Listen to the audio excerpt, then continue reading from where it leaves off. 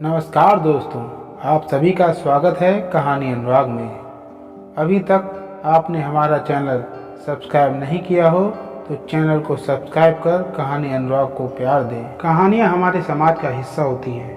कुछ कहानियाँ हमें सीख देती हैं तो कुछ कहानियाँ हमें रुला देती हैं। तो आइए बिना देरी किए हुए आज की कहानी की शुरुआत करते हैं। पिताजी की बहुत इच्छा थी कि मेरी बिटिया की शादी किसी अच्छे घर में हो। एक दिन घर के सभी लोग आपस में बातचीत कर रहे थे और हंसी मजाक चल रहा था। तभी भैया और छोटी बहन मुझसे कहने लगे, दीदी एक दिन आपकी शादी हो जाएगी तो आप हम सभी को छोड़ के चली जाएंगी, आपकी बहुत याद आएगी। पूनम ने प्यार से कहा, तुम परेशान ना हो, मैं अभी कहीं नहीं जा रही। तभी पिताजी मुस्कुराते हुए कमरे में दाखिल होते और कहते हैं, आज मैंने पूनम की शादी पक्की कर दी। ये लो सब लोग मिठाई खाओ। पूनम तो कुछ समझ ही नहीं पाई। पूनम ने पिताजी से कहा, पिताजी शादी? अभी मैं शादी नहीं करना चाहती। लेकिन पिताजी के आगे पूनम की एक ना चली। पूनम ने पूछा, पिताजी लड़का कैसा है? पिता ने कहा, लड़का अच्छा है, अच्छी नौकरी करता है, पुश्तैनी मकान है, जमीन जायदाद सब कुछ है, तुम राज करोगी। मैंने सोचा पिताजी ने सब कुछ तो देख ही लिया है, जो होगा अच्छा ही होगा। आखिर वो समय आ ही गया। 2 दिन बाद ही मेरी शादी होनी थी। सारा घर विवाह की तैयारी में व्यस्त था। माता पिताजी अपनी लिस्ट बनाने में व्यस्त थे। बिटिया को क्या क्या देना है, हमारी बिटिया को किसी चीज़ की कोई कमी नहीं होनी चाहिए।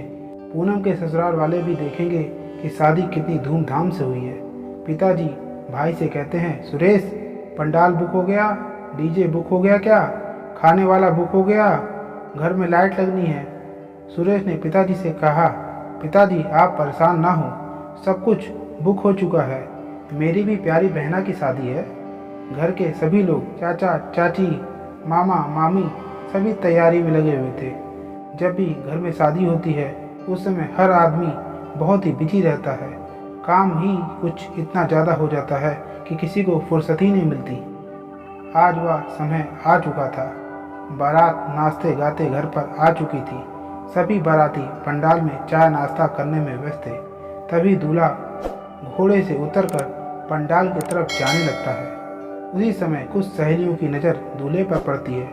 दूल्हे को देखकर सभी सहेलियां दौड़ के पूनम के पास जाती हैं और कहती हैं, अरे दूल्हा तो मोटा है और हल्का सांवला भी है।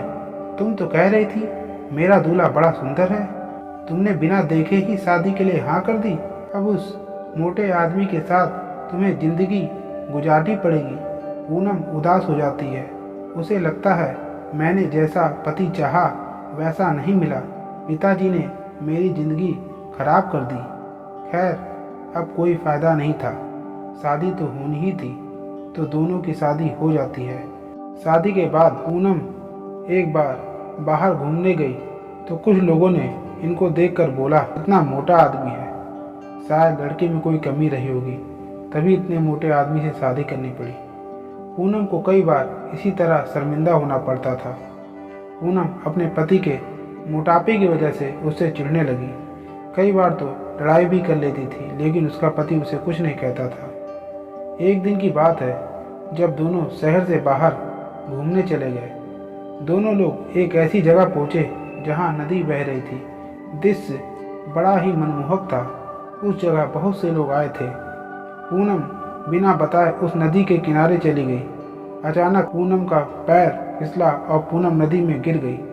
पूनम ने बहुत जोर जोर से आवाज़ लगाई, बचाओ बचाओ, लेकिन नदी की धारा देखकर किसी की हिम्मत ना हुई जो नदी में छलांग लगा दे। तभी अचानक पूनम का पति दौड़ते हुए आया और नदी में छलांग लगा दी और पूनम की जान बचा ली।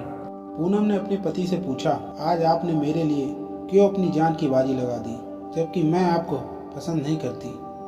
तो पूनम के पति ने पूनम से कहा, मुझे पता है तुम मेरे मोटापे की वजह से मुझे पसंद नहीं करती, लेकिन मैं तुमसे बहुत प्यार करता हूँ और तुम्हारे बिना नहीं रह सकता। मेरे लिए वो 7 फेरे तो 7 जन्म तक साथ निभाने के लिए हैं। आप मुझे चाहें या ना चाहें, मैं आपको हरदम प्यार करता रहूँगा। पति के मुंह से यह सब बातें सुनकर पूनम की आंखों में आंसू आ गया। उसे एहसास हो गया कि मेरा पति मुझसे कितना प्यार करता है। मैंने हमेशा उनके बाहरी रूप को देखकर उनको नापसंद किया, जबकि उनका दिल कभी नहीं देखा। दोस्तों, शरीर तो एक ना एक दिन तो ढल जाता है, लेकिन इंसान की अच्छाइयाँ कभी नहीं ढलती। इसलिए हमें व्यक्ति के गुणों से प्यार करना चाहिए, ना कि उसके रंग और रूप से।